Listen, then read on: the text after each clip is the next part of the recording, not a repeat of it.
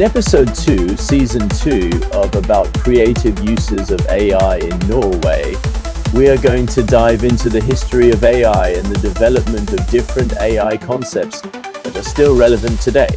This is all part of the deep dive on the neural network composition of ChatGPT. And buckle up, because tonight we are also going to have a surprise guest based on the interviews that I have done at the Oslo Creative AI Meetup at Trekanten, Oslo, Norway. About creative uses of AI in Norway. I am your host, Ali Sobot.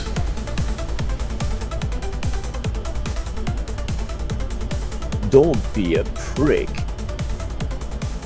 Make sure to like, comment and subscribe. This is season 2, episode 2 of creative uses of AI in Norway. And now I'm going to recap what we talked about last time. We were covering the foundation, or let's say summarize what we went through last time. We went through how ChatGPT is built, and we touched upon what neural networks are, the function of neural networks, and now in this session we're going to elaborate what the importance of neural networks, okay?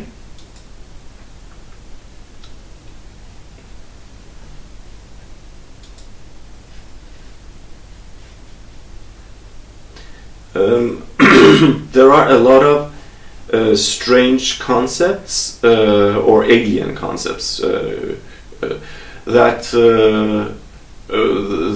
we are going to go through, but let's just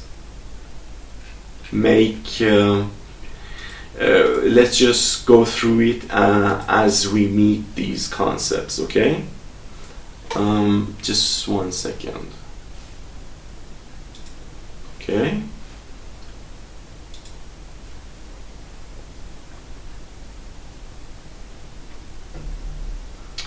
So basically, neural network is just the umbrella term. The specific architecture powering ChatGPT is the transformer, the tech that completely changed the AI game. And now we're going to get an idea of what we're going to learn together. Some technical shit and some history shit. At least that is the purpose of this episode. Make sure to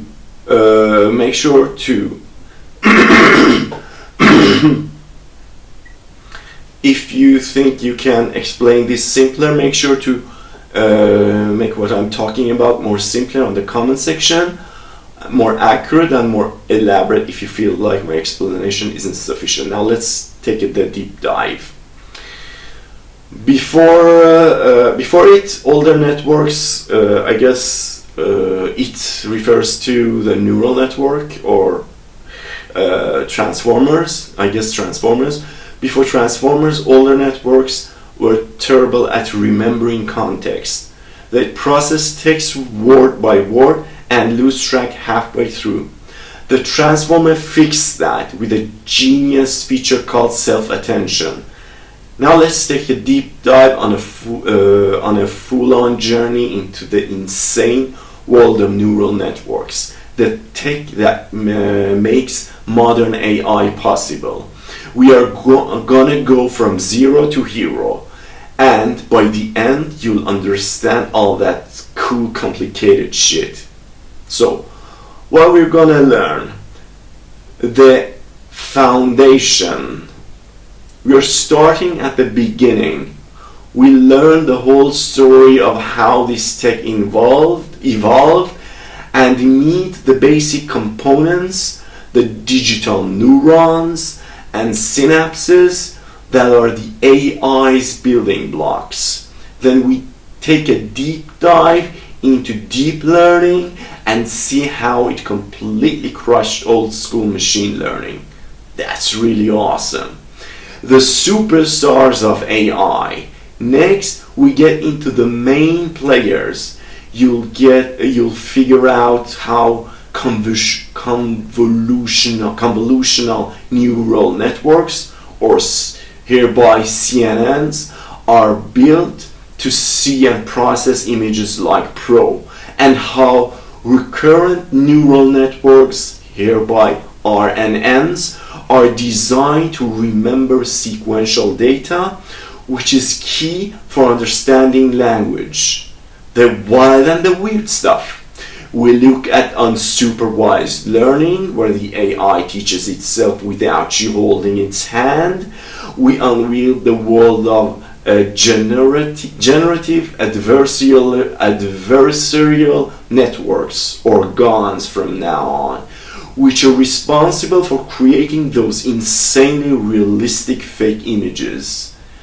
The next level, get ready for advanced topics. We are talking cutting-edge concepts like quantum AI and the serious ethical implications of this tech. Plus, we will explore special tailored models for specific unique applications.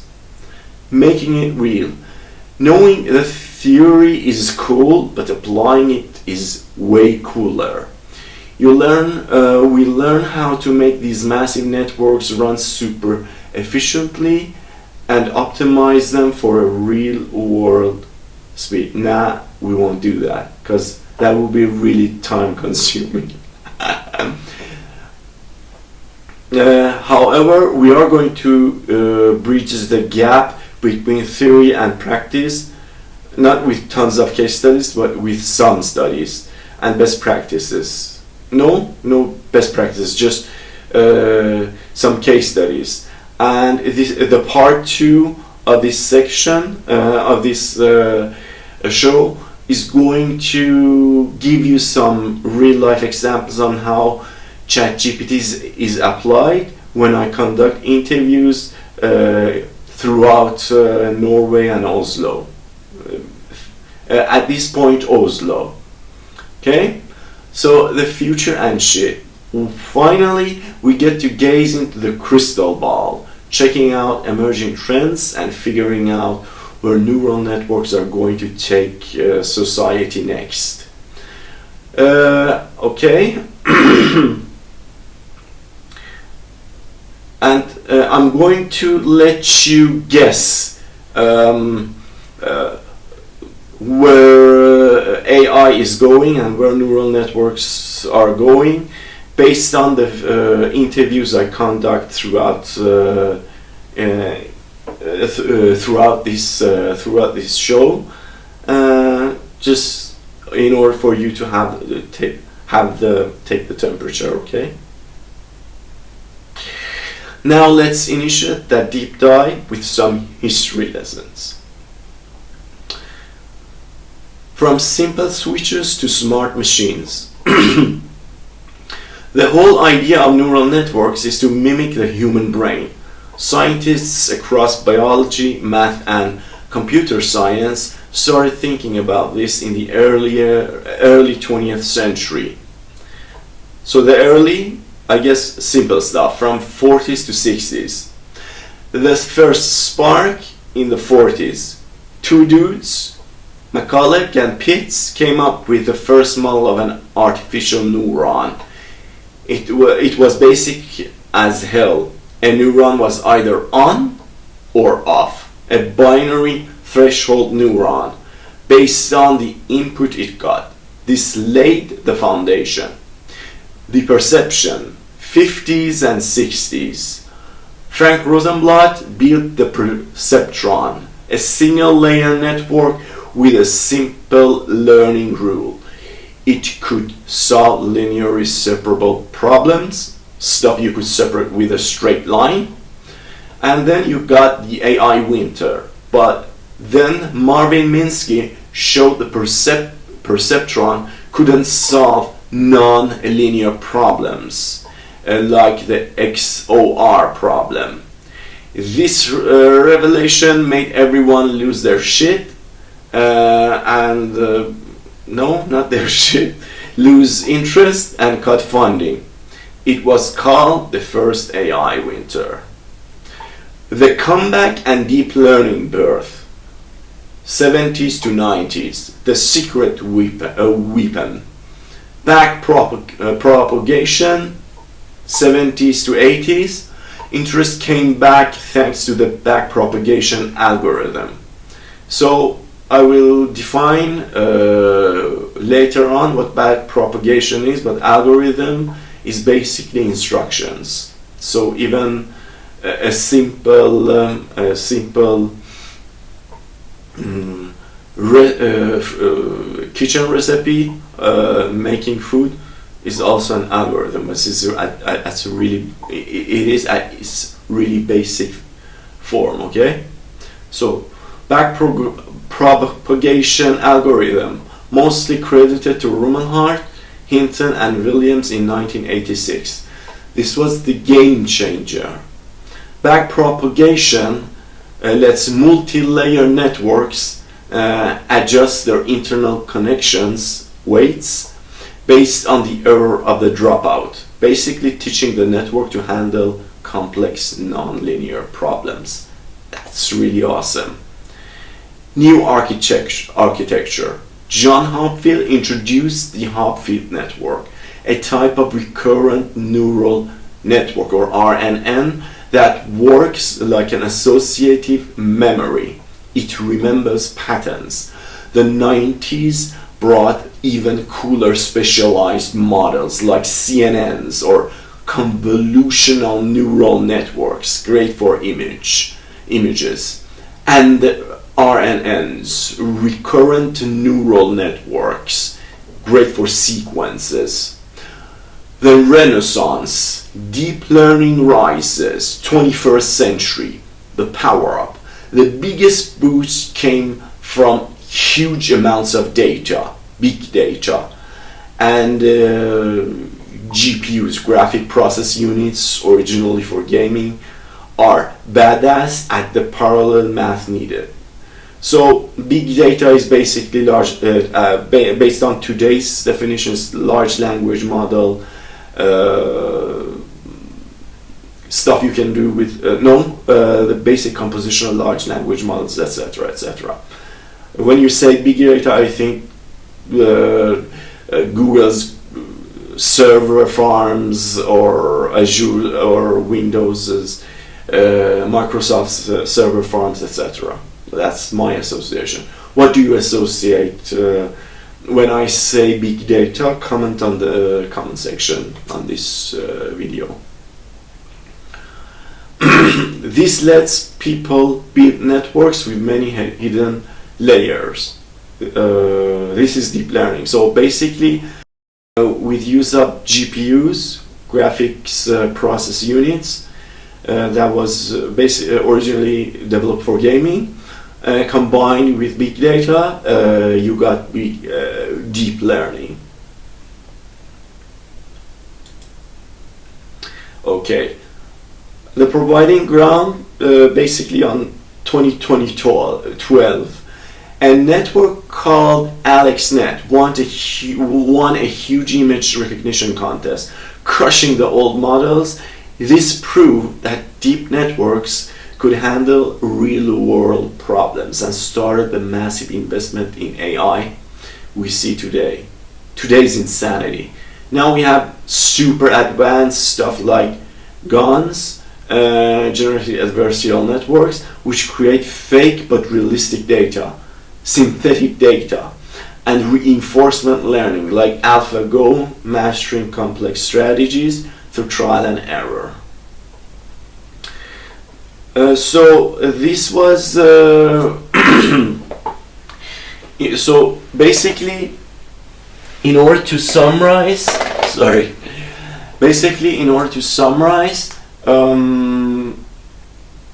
we went through the history of AI, the ups and downs, and we were familiarized with some of the terminology that were rooted on the history of development of AI, which went hand to hand with the history of development of AI.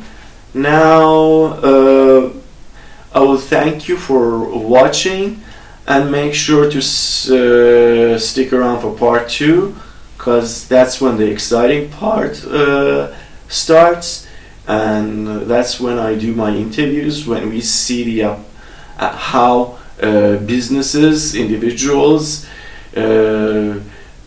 apply ChatGPT or other transformer technologies in their work, and we get some headlines regarding to how they apply it. Okay, guys, take care. See you on the flip side. Now let's jump into part 2. Tonight we will chat with Hassan Nasa, currently serving as CTO at NOR.ai.io, where he drives AI enterprise automation. He is recognized as the Vibe Coder winner at AI Jam Norway 2023 for building the L3 Liquid Learning Lab, a multi-AI education platform. Check the link below to see Hassan's L3 site in the description below. Now, what transformer technology do you think Hassan has used regarding the development of his business based on this conversation? Please share your thoughts in the comments section. Great. We've got Hassan Nasa. Before I jump into my I'm too quick to. Hi guys, or shall I say hi to the studio. I'm glad to be broadcasting to you live from also Creative AI at Trekanten. And today, or should I say tonight, because it's like about 8 p.m., it's 8:30, we've got a special guest for you. We've got Hassan Nasa, and the thing this guy is going to tell you is going to blow your minds off, okay? I'm just saying. The presentation was awesome. Before we jump into the questions, I want to I want to get to know you better, but also I guess for the studio is the studio needs also to get you better, and also the viewers, right? Okay. Because this is going to be sure. Yeah, okay. So if you just tell me about your background a bit, who you are, what you just go for it. I'm Hassan Nasa. I'm half Norwegian, half Egyptian. I lived most of my life outside of Norway. I decided to move to Norway 2 years ago. After I've seen the evolution of AI and what AI can do, I decided to spend my time in learning what is possible and try to push the boundaries of what is possible with AI. So this is me, and I've studied computer science, and I love computers and AI. Okay. Let's see. Now comes my introduction questions, okay? I want you to... I think I know the answer to this question, though, based on your presentation. But in the studio, they do not, and my viewers, I'm quite confident they do not, because this isn't being recorded. I want you to tell us about your favorite project. My favorite project is at the L3 Liquid Learning Lab, the one that I presented, because I believe this can upgrade all the education system that we have that hasn't received any upgrades in the last 60 years. Yeah. So I believe that we need to focus on education and to make education more tailored for each to make education more tailored for each student. So we have a student that can learn 7 languages, why learn 1 or 2? So so each one can have his own pace of learning and learn as much as possible, because in youth your brain is like a machine that is trying to get all the information. So we should use this period more wisely with kids in order to teach them more about the future. And now you see in all countries now that are implementing AI in education, and kids are doing now things that was never possible before. Yeah. I guess I got an idea regarding to what excites you, right? But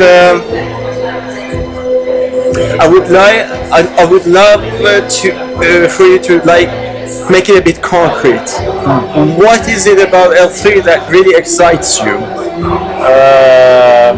That it's powered by AI, so it's always dynamic, and that's why the name Liquid Learning Lab, because liquid is, if you put liquid in a cup, it becomes a cup. If you put it in any shape, it will become the shape. So this is how dynamic our education system should be. Because our interests change, our personality change.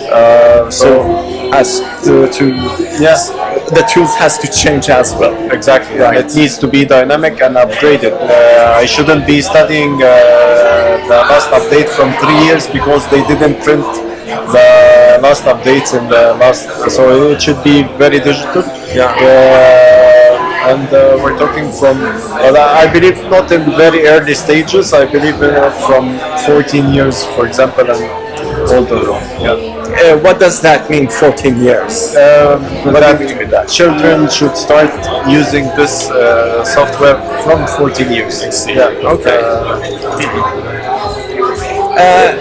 There was one story that really fascinates me, that I think really is engaging. And it's going to relate to the viewers, and the way you came about to L3, or liquid learning as you call it. Could you basically tell us the background of how you... The problem itself? The problem itself. The problem, I start thinking about my daughter because she goes to school here, and the education system is different. She only has 1 or 2 teachers throughout the whole year. And so she's limited by their limitations. In Egypt, for example, she had from 8 to 12 teachers that teaches her per semester or per year. So she gets a lot of different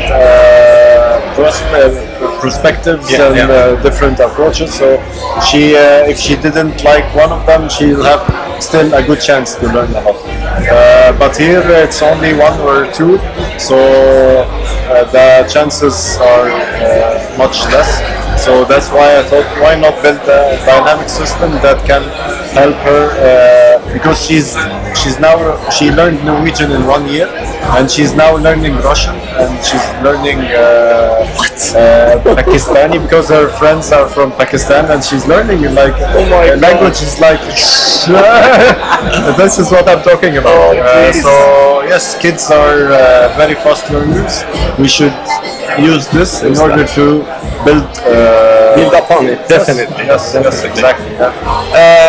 Look, we don't have much time.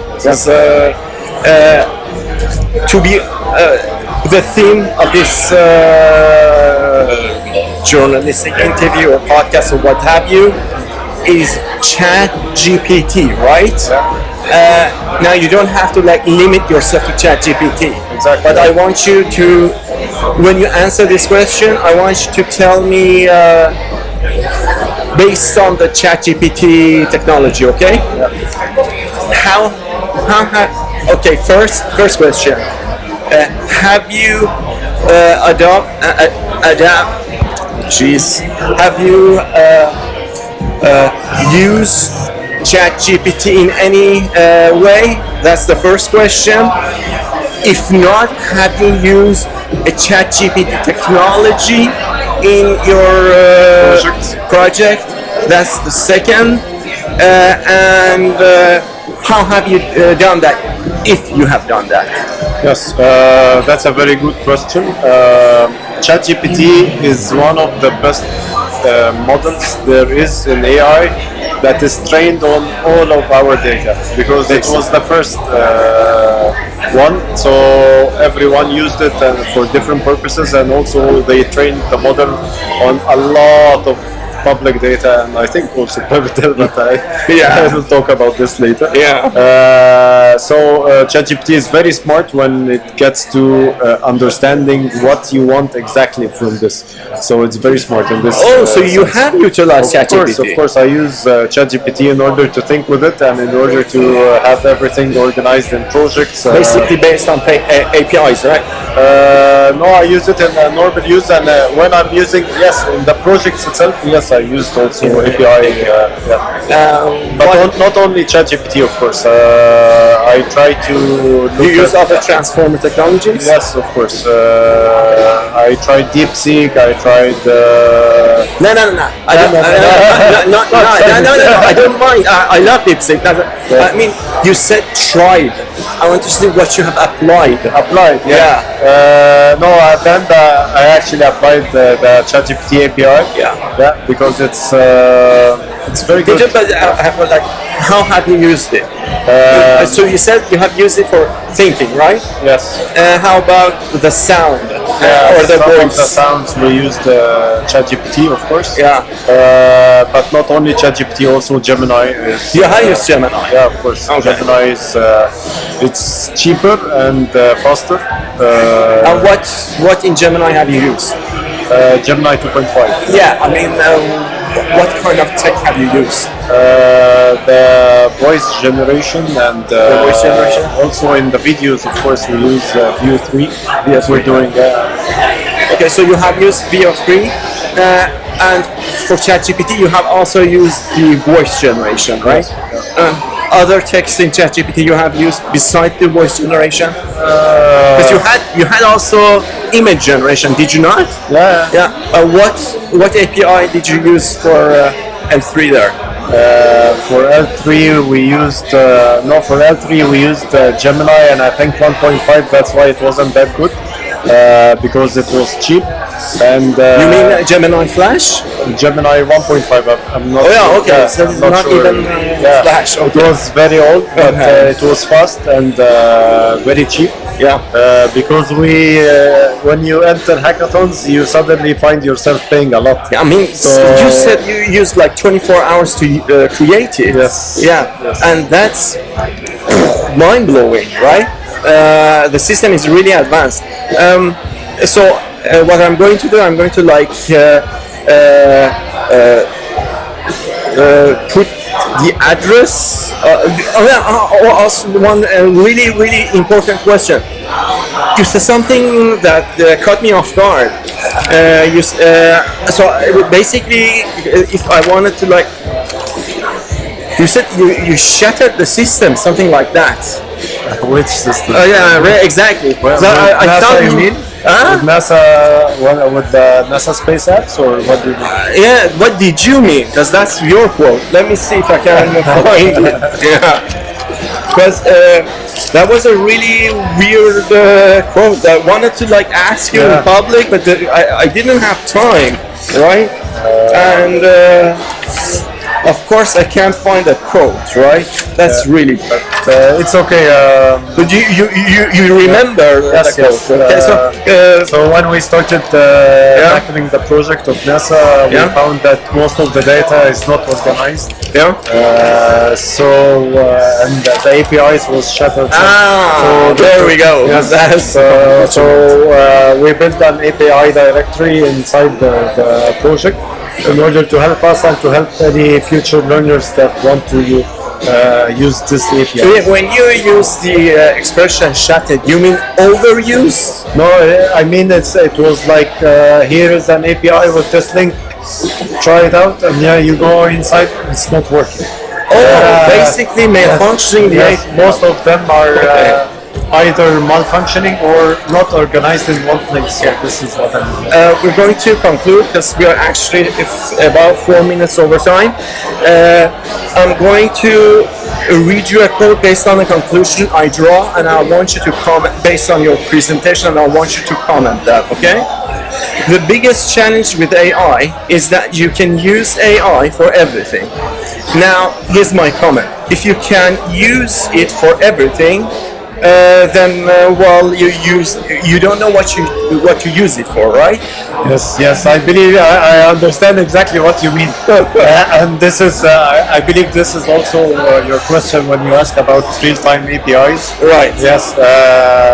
In the beginning, we were thinking to use everything with AI, but at then there are some points that is when it's done old school, it's much better. Right. So you have to start thinking of when you get to a new challenge. You need to start thinking, okay, can I do this the old way or the new way? Because everything has its pros and cons. So So it's good to test out different approaches, and you will get there. Practice makes perfect. Practice makes perfect. And on that note, I want to thank you, Hassan, for joining my podcast. And I hope to see you more often so that I can talk to you, because the problem with interesting people is that you won't get enough of them, and this wasn't even half of my questions. Anytime. Thank you. Take care.